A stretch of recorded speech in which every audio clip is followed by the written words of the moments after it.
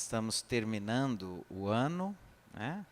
Nossa última reunião de 2015, e como nós temos uma diminuição da frequência, etc., ao invés de continuar o nosso estudo, que retomaremos em fevereiro, eu escolhi aqui uma página de Emmanuel, do livro de mesmo nome, Emmanuel, psicografado pelo Chico Xavier, que é uma compilação de mensagens transmitidas em grupos mais fechados para o Chico Xavier, ainda na época de Pedro Leopoldo, de rara beleza, por diferentes temas. O próprio livro se chama Emmanuel, que é uma palavra, né, ainda do aramaico, quer dizer Deus conosco, Emmanuel, né, Deus que vem até nós. E eu escolhi aqui uma lição do livro de Emmanuel, que tem a ver com o tempo. Nós, à face do planeta, somos criaturas que organizamos a nossa vida a partir do nosso calendário, a partir das nossas necessidades de organização. É a partir da medição do tempo, lá na Grécia, de Tales de Mileto, com o surgimento do primeiro relógio dividindo as horas do dia, etc., e depois o surgimento do calendário, depois na Idade Média, né, o calendário gregoriano, que é o que nós obedecemos até hoje, mas antes, no Império Romano, já havia uma organização, né, do tempo. É justamente essa possibilidade de organizar o tempo, de dividir o tempo, né, de criar uma organização, que nós crescemos, que nós evoluímos, que nós somos capazes de projetar coisas, de planejar, né, de mentalizar, de ir em busca, de criar estratégias. Então, a relação do homem encarnado com o tempo e com o calendário é uma relação que não deve ser desprezada. Lembrando que para os espíritos, isso nem sempre é tão importante. Os espíritos têm mais o que fazer, né, do que ficar comemorando coisas, etc. e tal. E como os espíritos sentem mais proximamente essa sensação de eternidade, que para nós é muito difícil de sentir, porque nós estamos toda hora ameaçados pela possibilidade da morte, da desencarnação, que é sempre, não é, um medo, que é sempre uma ansiedade, os espíritos não. Eles já desencarnaram mesmo, né? Como diz assim, eles já sabem que estão mortos, né, entre aspas, né? Então, para eles, a relação deles com o tempo é muito diferente da nossa. Essas datas especiais, essas comemorações, etc., elas fazem muito mais sentido para nós, que somos encarnados, do que propriamente para os espíritos. Então, a gente aqui fica muito preocupado, aniversário, olha, fulano fez tantos anos, vamos comemorar, né? Ou, né, por exemplo, o que seria o aniversário do espírito, né? Porque ele não sabe quando ele nasceu, porque ele vem, né, lá no escuro do passado, né, sem uma data. Então, não existe aniversário de espírito. Se ele for comemorar a data de desencarnação, como aquela que ele nasce, para o mundo espiritual, para a eternidade, como ele já teve muitas encarnações, vai ter que escolher que desencarnação ele vai comemorar, porque são muitas. Então, essas datas, elas são importantes para nós, encarnados, mas para os espíritos elas são indiferentes. Ok? É importante a gente entender essas coisas, né? E agora a gente está começando o ano e eu tenho uma notícia muito difícil para dar, né? Daqui uma semana muda o ano e sabe o que é que muda? Nada. Então é gostoso porque a gente faz uma festinha, reúne os amigos, né? Comemora as coisas boas que aconteceram no ano, não é, lamenta as coisas que não foram tão boas, etc. Mas de verdade, não muda nada, né? No dia 1º de janeiro de 2016, nós seremos exatamente o que éramos no último minuto, né, do dia 31 de dezembro de 2015. Então, as transformações, naturalmente, elas não dependem do calendário. Tudo como dantes, né, prossegue. Vamos ver o que o Emmanuel fala sobre essa questão do tempo, particularmente no título da mensagem que nós escolhemos aqui, que é dos destinos. Ele diz assim: não poucas vezes vos preocupais nas lides planetárias com as provações necessárias que julgais excessivas para as vossas forças. Então, traduzindo, ele diz, às vezes a gente se preocupa muito com as provações que a gente acha que estão muito pesadas, que estão muito dolorosas. A gente, em geral, quem é reclamão acha que está muito difícil, né? Que está tudo muito difícil. E aí ele diz, crede, o fardo que faz vergar os vossos ombros não é demasiado para as vossas possibilidades. Deus tudo prevê, e, sobretudo, a escolha de semelhantes provações é uma questão de preferência individual. É frequente a vossa incompreensão a respeito desse ensinamento espiritualista. Estais, porém, entre as masmorras da carne, a vossa consciência limitada frequentemente se nega a encarar a luz em todos os seus divinos resplendores. O que ele quer dizer? A gente reclama. O que ele está dizendo assim, ó, não adianta reclamar porque você escolheu, segundo as suas preferências individuais. Olha que interessante. É o que não sou eu, é o Emmanuel. Então, até mais do que as nossas necessidades, nós somos de tal forma livres que a gente escolhe o caráter, o tipo, a natureza das provas que nós vamos enfrentar aqui no mundo, a partir de nossas preferências individuais. Então, a gente precisa olhar bem para aquilo que está nos incomodando, que está nos fazendo sofrer, porque, principalmente se mexe muito com a gente, é porque tem muito a ver com a gente. Mobiliza muita coisa dentro de nós e tem tudo a ver com o nosso jeito de ser, com as nossas tendências e nossas preferências. Aí ele vai para um segundo item, a vida verdadeira. Somente fora da existência material podeis refletir acertadamente sobre a verdade. Apenas a vida espiritual é verdadeira e eterna. E estáis certos de que, com a satisfação dos menores caprichos sobre a face do mundo, poderíeis adquirir elementos meritórios para a existência real? O gozo reiterado não vos enlaçaria mais ainda na trama da carne passageira? Sabeis se poderíeis suportar a riqueza sem os desregramentos, a mesa lauta sem os desvios da gula, a posse sem o egoísmo, o bem-estar próprio com o interesse caridoso pela sorte dos outros seres? Ponderai tudo isso e descobrireis o motivo pelo qual a quase totalidade dos seres humanos escolheu o cenário obscuro e triste das dores para argamassar o tesouro de suas felicidades imorredouras e o patrimônio de suas aquisições espirituais. Então, às vezes a gente reclama que está sem dinheiro, que está difícil, mas Emmanuel está dizendo, provavelmente quem tem esse tipo de provação e que tenta e não consegue, é porque não pode ficar rico, porque isso seria muito problemático, porque não saberia lidar com o dinheiro. E se enredaria ainda mais nas armadilhas da posse e do egoísmo. Né? Então, assim, e tudo que a gente reclama, que tem, né, falta de saúde, às vezes a falta de saúde é uma beleza. Eu costumo dizer que o problema não é quando a carne é fraca, o problema é quando a carne é forte e o espírito é fraco. Né? Porque quando a carne está fraca, o sujeito não tem ânimo nem para o bom dia. Né? O sujeito, Nelson Rodrigues tem uma frase que eu gosto muito, ele diz assim, o sujeito para odiar precisa pelo menos de um bom bife. O sujeito sem alimento, ele não tem força nem para o ódio. Então, assim, um corpo bem alimentado, muito saudável, também pode ser um risco. Então, às vezes, as dores físicas são importantes para a gente refletir sobre a nossa condição. Né? Às vezes, a questão da inteligência também, que nós não conseguimos, né, alcançar.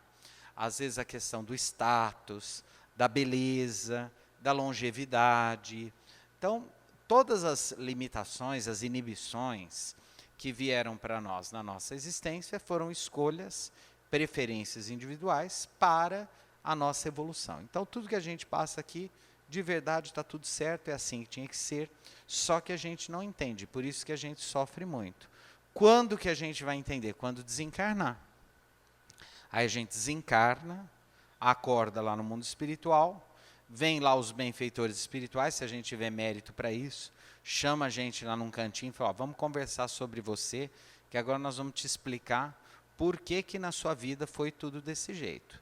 E aí, né, magneticamente, eles vão operar uma regressão no nosso centro de memória espiritual, nós vamos tomar posse, né, de uma consciência do passado, das nossas encarnações pregressas, de como foi o nosso planejamento reencarnatório para essa última encarnação, e aí tudo aquilo que nos causou desconforto, que a gente cansou nessa vida de lutar contra, que a gente não se conformava, que fazia a gente infeliz, frustrado, etc., a gente vai começar a entender tudo direitinho, por que que foi desse jeito, e inclusive a gente vai acerenar, vai acalmar.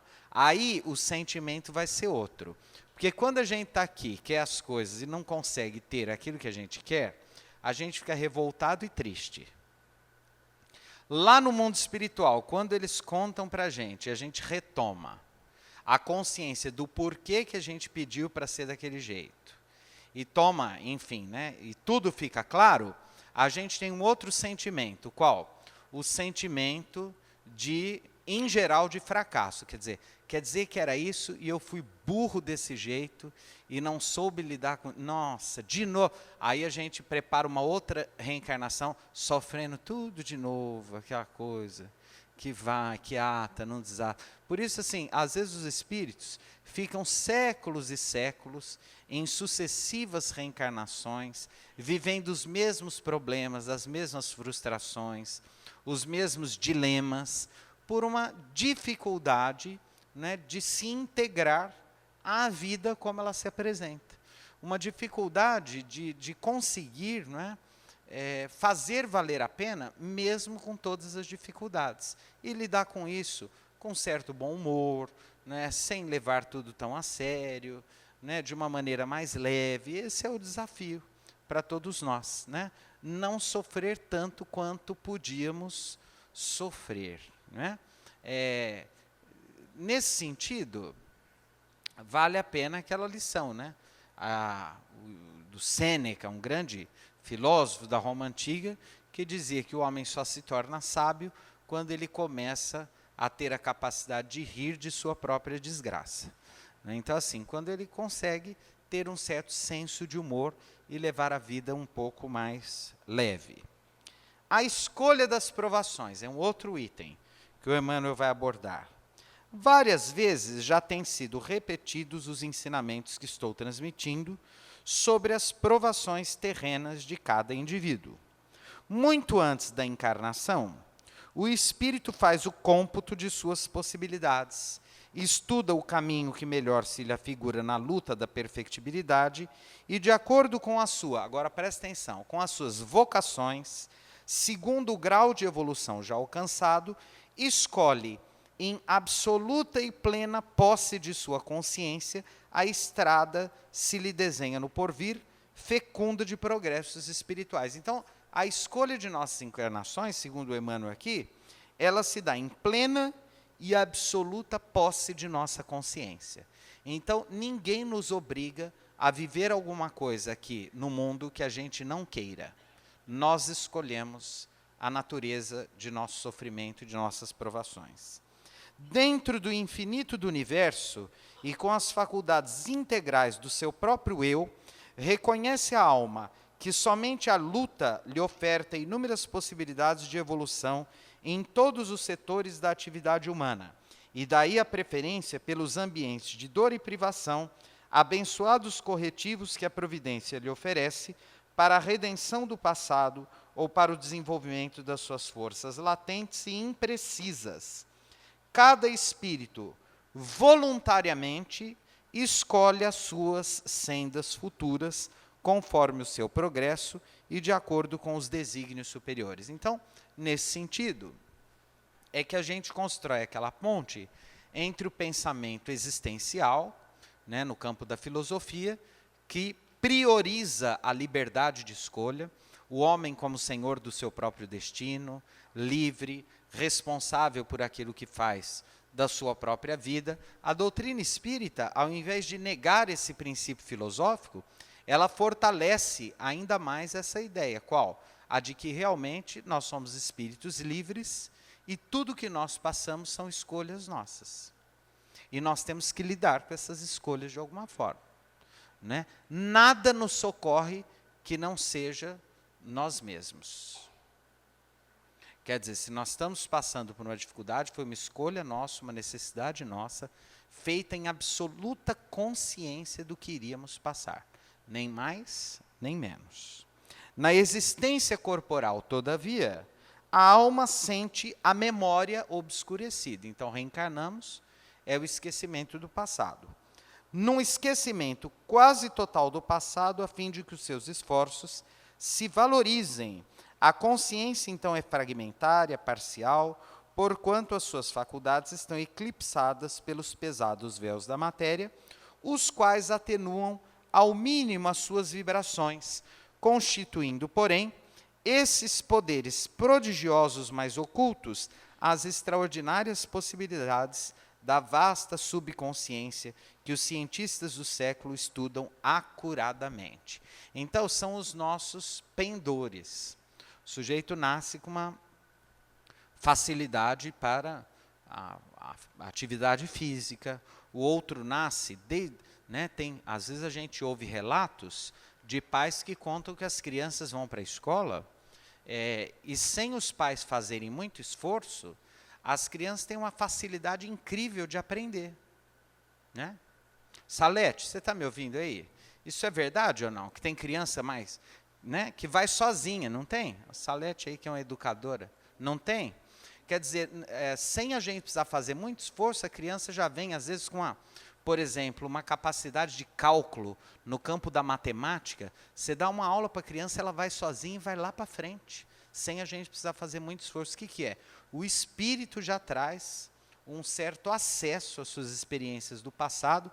Esses gênios da música, com 3, 4 anos, que às vezes sentam num piano e tocam Mozart, tocam Beethoven, aquelas coisas todas, às vezes vem até com uma certa deficiência neurológica ou mental, mas com uma alta capacidade em determinados campos. Quer dizer, a única coisa que clareia isso é o princípio da reencarnação.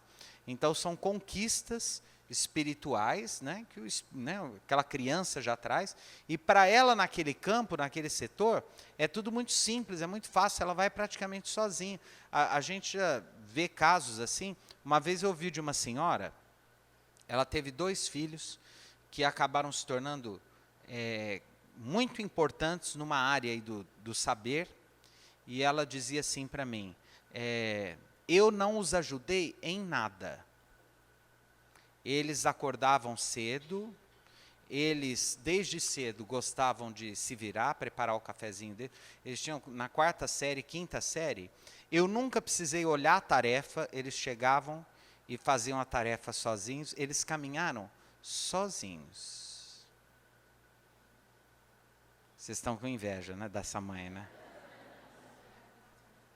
Mas ela fala, olha, é mérito, eles chegaram onde chegaram por mérito dele, porque eu trabalhava de manhã, era uma senhora que não tinha, que criou os filhos sozinha, ela não tinha o apoio de um marido, de nada, ela tinha que acordar cedo, desde cedo eles eram crianças muito responsáveis e foram embora sozinhos. Tem outros que a gente pega no pé todo dia, 24 horas por dia, e a encrenca não sai do lugar. Não é verdade? Agora, a nossa obrigação é tentar ajudar esse espírito a ir para frente, a progredir, a ter conquistas. Mas não é responsabilidade. O outro, ainda que seja nosso filho, nunca é responsabilidade nossa. Ele é sempre um espírito reencarnado, que já traz um temperamento, que já traz muitas experiências, e ele, da mesma maneira que escolheu o projeto reencarnatório dele, as experiências dele, ele também aqui no mundo continua livre, fazendo as escolhas dele. A nossa tarefa, como pais, como pessoas adultas do lado, é mostrar aquele caminho que para a gente, no nosso entendimento, é aquele mais iluminado, aquele que é do bem, aquele que é o correto, que é justo, mas ainda assim nós nunca teremos um poder sobre a liberdade dessa criatura que vai fazer as escolhas dela segundo os critérios dela. O homem e seu destino, vamos caminhar para o final aqui. Isoladamente, cada um tem no planeta o mapa das suas lutas e dos seus serviços. O berço de todo homem é o princípio de um labirinto de tentações e de dores, inerentes à própria vida na esfera terrestre, labirinto por ele mesmo traçado e que necessita palmilhar com intrepidez moral. Eu acho fantástica essa ideia do Emmanuel. Labirinto é um lugar sem saída. Olha que interessante. Quer dizer, até tem, mas é difícil.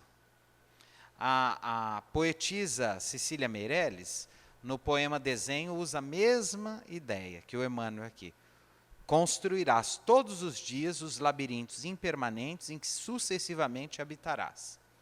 E nem para a tua sepultura terás a medida certa. É assim que fala a Cecília Meirelles. O Emmanuel fala exatamente isso. A gente escapa de um problema num dia, no outro dia já tem outro esperando a gente. A gente, a hora que saiu daquele labirinto, a saída do labirinto é a entrada em outro labirinto, até o dia em que a gente escapa do grande labirinto, que é a encarnação, a gente se liberta e vai para o mundo espiritual. Aí a gente sai do labirinto dos problemas aqui e entra em contato com o labirinto de nossa própria consciência. Aí o bicho pega. Ou seja, não tem muitas... que coisa interessante. Até eu já estou cansado dessa lenga-lenga aqui. Porque é uma coisa que não tem saída, né? Você sai de um problema, já entra no outro, sai do outro. E aí desencarna e continua tendo outros labirintos que a gente vai ter que buscar saídas. Quer dizer, a vida é uma sucessão de problemas, enigmas que nós precisamos o tempo todo resolver. Portanto, qualquer alma tem o seu destino traçado sob o ponto de vista do trabalho e do sofrimento. E sem paradoxos tem de combater com o seu próprio destino, porque o homem não nasceu para ser vencido. Todo espírito labora para dominar a matéria e triunfar dos seus impulsos inferiores. Aí ele vai para o item final. É o último parágrafo dessa maravilhosa lição. Vocês não acharam bonita? Não é profundo isso? Uma lição de Emmanuel, de um livrinho desse aqui, daria para a gente ficar um mês estudando todo dia, voltar de novo cada item desse aqui, porque é de uma riqueza fantástica. Então ele termina assim, esse último item é: a vida é sempre amor. É dessa verdade que necessitais convencer-vos. Existe aprovação e faz-se mister não se entregar inteiramente a ela. Então, a dor existe, a aprovação existe, mas é importante a gente não se entregar totalmente a ela, quer dizer, não se deixar vencer. Resistir, não se deixar abater. E a luta, não se deixar vencer por ela. O espírito ordena e o corpo obedece. A luta é o meio para o êxito na conquista da vida. E a vida integral não é a existência terrena, repleta de vicissitudes sem conta. É a glorificação do amor, da atividade, do movimento, da luz, de tudo quanto é nobre e belo no universo. E a consciência é o laço que liga cada espírito a esse. Aí o Emmanuel usa uma expressão em latim, nec plus ultra, que denominamos a eternidade. Aquilo que é maior e superior. Aquilo que é maior e mais alto. Maior. Nec plus ultra, que denominamos a eternidade. Então, na verdade, nós vamos aí passar do ano de 2015 para o ano de 2016, mas o importante é que o nosso foco não seja sequer o ano de 2016. O convite dos Espíritos é que a nossa consciência a todo instante se foque não na semana que vem, não no ano que vem, mas na eternidade, porque nós não somos seres escravos do tempo no mundo. Nós somos espíritos imortais, destinados à eternidade, à luz, ao amor e à felicidade. E é isso que deve alimentar nossa esperança. Que Jesus nos abençoe, nos proteja e nos fortaleça para que estejamos aí mais um ano reunidos. E quiçá a eternidade.